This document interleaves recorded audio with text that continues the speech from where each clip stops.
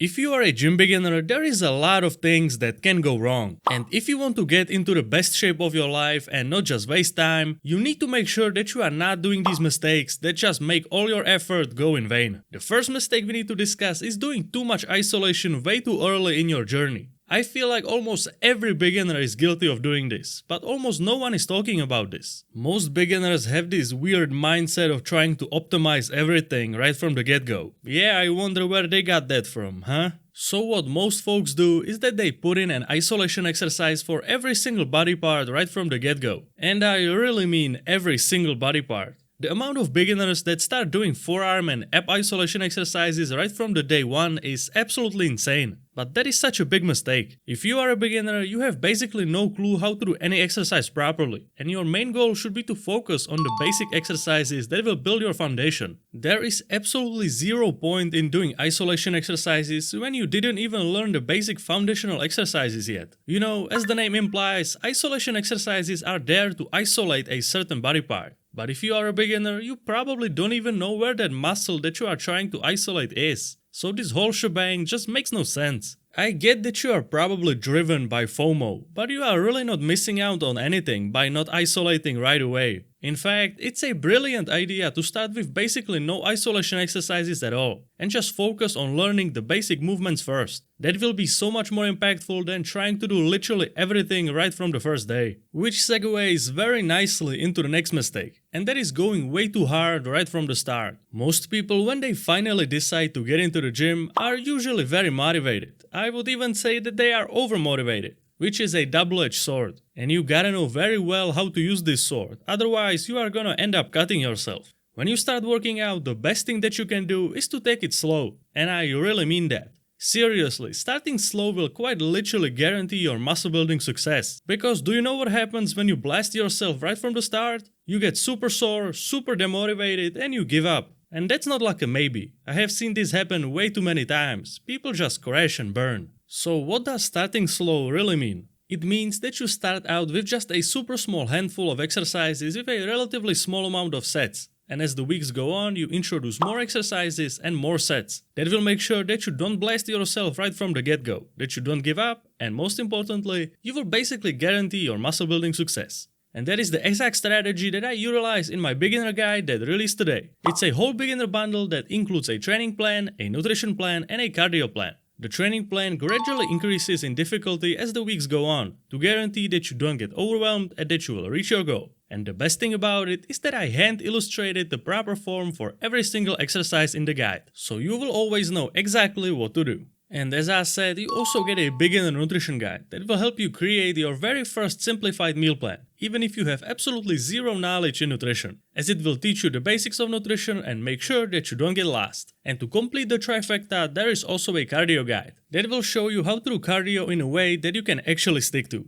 You can get the beginner bundle by clicking the first link below. And if you are not a complete beginner anymore and you already got the basics in check, check out the new advanced bundle, which allows for complete customization and also comes with a brand new rocking guide that will take you from an out of shape chubby person into an absolute beast. You can also find that in the first link below. Alright, now let's continue with one of the most important things for you as a beginner, and that is of course the proper technique. After all, that is why I spent the last 6 months hand illustrating the proper form for all the exercises in a beginner bundle. The proper technique is not only important for seeing the best results, but you also need to know it to prevent getting injured. So you should really focus on learning the proper technique. Without that, you are not going anywhere, which most people understand, at least I hope so. But when you, as a beginner lifter, do an exercise, it is really difficult for you to judge from the first person view if you actually did it correctly or not. Yeah, mirrors do exist, but you can't really look into the mirror for every single exercise, and even then, that still might not paint the most accurate picture. That's why I highly recommend you start filming your sets and then comparing your recordings to some kind of proper technique reference, like the one in my beginner bundle for example. That is the only way in which you can truly see if something is wrong or not. This really makes all the difference in actually learning and improving your technique. What is also part of the proper technique is breathing correctly. Because when you just breathe randomly, you will lose all the power and all the stability, which completely ruins any exercise. So try to pay attention to when you are inhaling and exhaling, because it can make the difference between a flawless technique and a complete mess. We definitely also have to talk about warming up, because not doing so is a crucial mistake. Before you start doing any exercises, you just want to get your joints warm, and you can achieve that by so many ways. Just think back to what you used to do in PE class. It really doesn't have to be anything fancy. Arm circles, bodyweight push-ups or anything like that will be completely fine. You quite literally just want to feel like your joints are warm and not cold, because cold things break.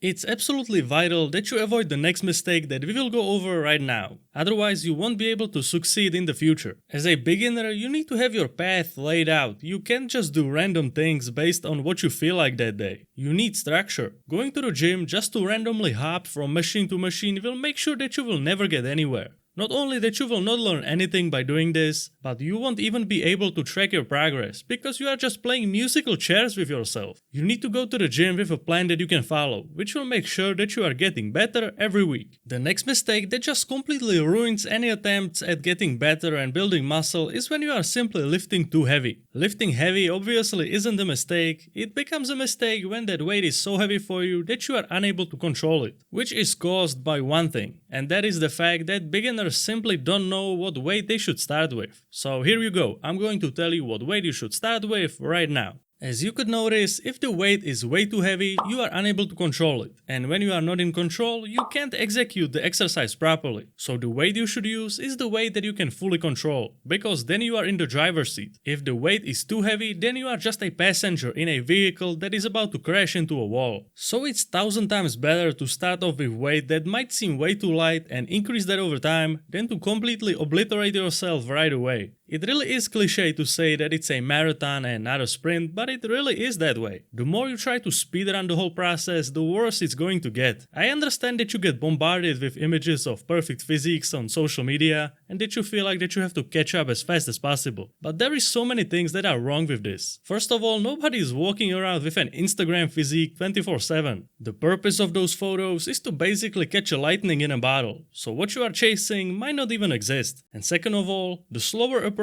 I keep talking about is actually the fastest method that you can use. But how can a slow approach be the fastest? Well, you might try to speedrun your way through, but you will encounter so many bumps along the way that will derail you sooner or later. And by derail, I mean that you are either gonna give up because it's unsustainable, or you are going to hurt yourself. And even if you persist, you will never catch up to someone who used the slower approach, because the speedrunning way of doing things didn't even teach you the basics, which everything is built on. So you got yourself a roof, but you forgot to build the rest of the house. That's why the slower approach you build brick by brick will guarantee your success. You just need to realize it. And once you do, you will be able to easily overtake all the hotshots who look the exact same as when they started. I hope you found this video helpful. Don't forget to check out the beginner bundle in the first link below and start simplifying today. Thanks for watching, and I will see you next time. Click here to watch another one.